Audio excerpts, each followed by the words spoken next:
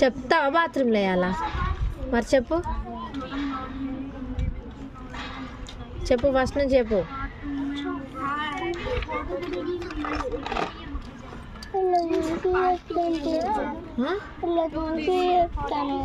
అలా చూసి చెప్తావా చూసే చెప్పు కిందికి జరుపు చెప్పు చూసి చెప్తానావా చెప్పు ఫస్ట్ ఏమొస్తుంది చెప్పు నాడు బాత్రూంలో వేస్తా కానీ మరి ఏంది చెప్తలేవు కదా ఎంతసేపటి నుంచి గురుదక్షిణ వద్దేస్తా